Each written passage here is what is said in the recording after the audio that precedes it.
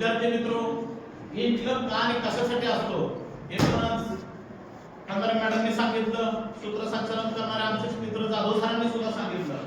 मीही त्याच्यापेक्षा वेगळं काही सांगणार नाही.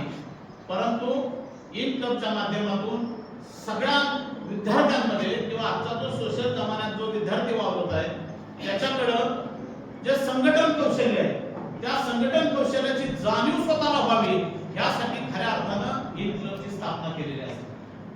आणि त्यासाठी महाविद्यालय स्तरावर जर अशा प्रकारचे संस्कार तुमच्यावर जर घडले तर पुढे भविष्यात तुम्ही समाजात सुद्धा चांगल्या पद्धतीने यशस्वी आमच्या डेक्कन साहेबांसारखे तुम्ही आदर्श उद्योजक व्हाल किंवा वेगवेगळ्या आपण ज्या ज्या क्षेत्रात काम करता आदर्श एखादा प्रगतशील शेतकरी होईल, एखादा आदर्श नोकरदार होईल असा आपल्याकडून सगळ्या महाविद्यालयाच्या सुद्धा अपेक्षा असतात.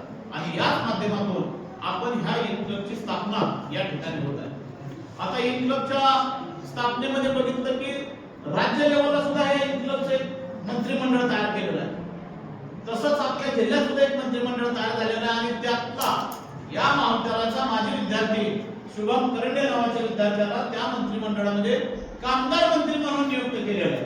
मी ह्या पत्रिकेत वाचलं कामगार मंत्री शुभम करंडे. आज शुभम करंडेची काय जबाबदारी असणार आहे कामगार मंत्री म्हणून? त्याला तिथं टिप्स दिल्या असतील की ठीक आहे तुम्ही कामगार मंत्री झाला, आपणही त्यांना त्याच पटीत सगळ्यांनी आदरभाव दिला पाहिजे. परंतु त्यांची सुद्धा जबाबदारी आहे की ज्या ज्या शासनाच्या योजना असतात त्या योजना इम्प्लिमेंटेशन करताना आणि ग्रामीण भागामध्ये सर्वसामान्य कुटुंबातले लोक बहुतांश बऱ्याच जण आज अडाणी आहेत की त्यांना समजत नाही की कुठल्या शासकीय योजनेचा लाभ कसा घेतला जातो.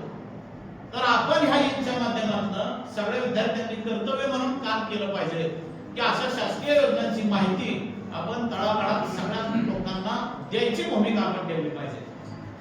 आणि म्हणूनच आज या इन क्लबच्या माध्यमातून ज्या ज्या सगळ्या विद्यार्थ्यांमध्ये पदाची जबाबदारी वाटलेली आहे त्या सगळ्या पदाधिकाऱ्यांनी सुद्धा चांगल्या पद्धतीनं तुमच्या माध्यमातून काम चांगलं व्हावं हे आम्ही व्यासपीठावरील उपस्थित मंडळी किंवा सगळे प्राध्यापक मंडळी यांच्या अपेक्षा असणार आहे.